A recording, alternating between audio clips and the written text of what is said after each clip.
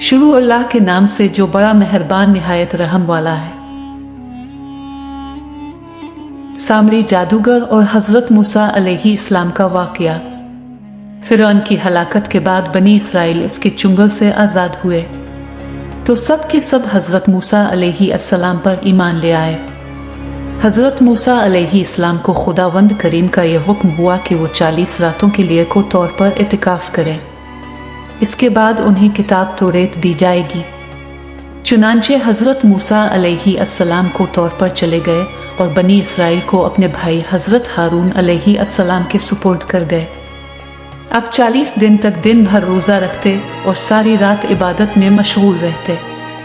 जबकि दूसरी तरफ बनी इसराइल में एक शख्स रहा करता था जिसका नाम सामरी था, जो तबई तौर पर निहायत गुमराह कुन आदमी था। इसकी माँ ने बरादरी में रुसवाई और बदनामी के डर से इसको पैदा होते ही पहाड़ की एक गार में छोड़ दिया था।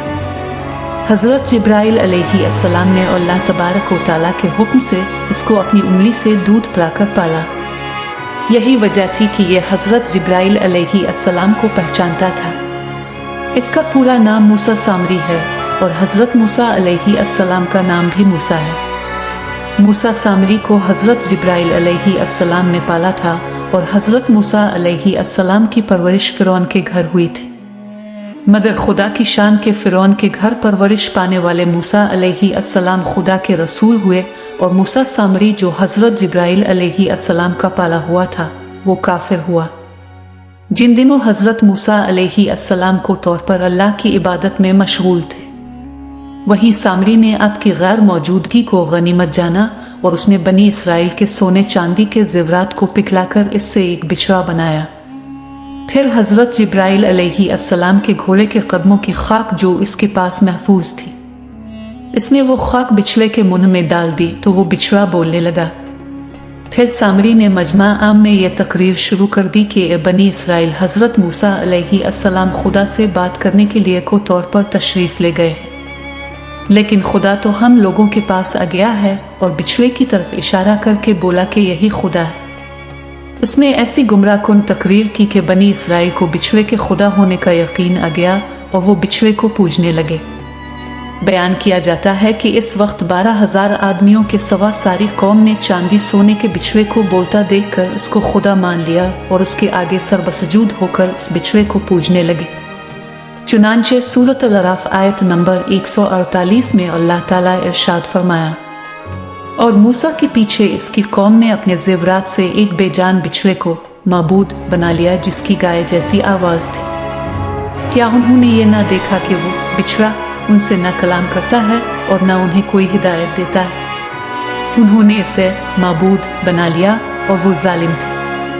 जब 40 दिनों के बाद हजरत मूसा अलैहि अस्सलाम खुदाए अज़्ज़ व जल से हम कलाम होकर और तौरात शरीफ साथ लेकर बस्ती में तशरीफ लाए और कौम को बिछड़ा पूजती हुए देखा तो आप पर बेहद गजब और जलाल तारी हो गया।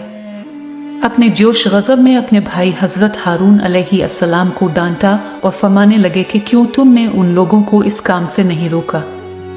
हजरत हारून अलैहि अस्सलाम माजरत करने लगे जैसा कि कुरान मजीद में सूरत अल-अराफ आयत नंबर 150 में है कहा, ये मेरे माँ जाए कौम ने मुझे कमज़ोर समझा और करीब था कि मुझे मार डालें, तो दुश्मनों को ना हंसा और मुझे जालिमों में ना मिला।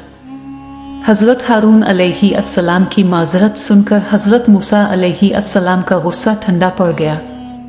इसके बाद अपने अपने भाई हजरत हारून अलैहि अस्सलाम के लिए रहमत और मग़फ़िरत की दुआ फरमाई। फिर अपने इस बिछड़े को तोड़ फोड़ कर और जलाकर इसको रेजा रेजा करके दरिया में बहा दिया।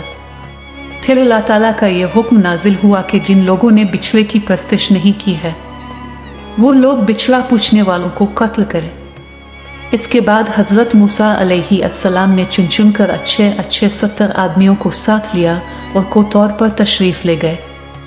जब लोग को तौर पर तलब माजरत और इस्तग़फ़ार करने लगे तो अल्लाह ताला की तरफ से आवाज़ आई कि ए बनी इसराइल में ही हूँ, मेरे सवा तुम्हारा कोई माबूद नहीं। मैंने ही तुम लोगों को फ़िरौन के जुल्म से निजात देकर तुम लोगों फ़िरौन के जुल्म से बचाया है, लिहाजा तुम लोग फ़कत मेरी ही इबादत करो और मेरे सवा किसी को मत पूछो। اللہ تعالیٰ کا یہ کلام سن کر یہ 70 آدمی یک زبان ہو کر کہنے لگے کہ اے موسیٰ علیہ السلام، ہم ہرگز اب کی بات نہیں مانیں گے جب تک ہم اللہ تعالیٰ کو اپنے سامنے نہ دیکھ لیں۔ یہ 70 آدمی اپنی ضد پر بالکل اڑ گئے کہ ہم کو خدا کا دیدار کروائیں، ورنہ ہم نہیں مانیں گے۔ حضرت موسیٰ علیہ السلام نے ان لوگوں کو بہت سمجھایا، مگر وہ اپنے مطالبے پر اڑے رہے۔ پھر اللہ تعالیٰ نے اپنے غضب و جلال کا اظہار اس طرح فرمایا کہ ایک فرشتہ آیا اور اس نے ایک ایسی خوفناک چیخ ماری کہ خوف و دہشت سے ان لوگوں کے دل پھٹ گئے اور یہ 70 آدمی مر گئے۔ پھر حضرت موسیٰ علیہ السلام نے خداوند عالم سے ان لوگوں کے لیے زندہ ہو جانے کی دعا مانگی، تو یہ لوگ زندہ ہو گئے۔ اگر آپ کو آج کی ویڈیو پسند آئی ہے تو آپ ویڈیو کو ضرور لائک کریں اور اپنے دوستوں کے ساتھ بھی شیئر کریں، اور اگر آپ نے ابھی تک ہمارا چینل سبسکرائب نہیں کیا ہے تو سبسکرائب ضرور کریں۔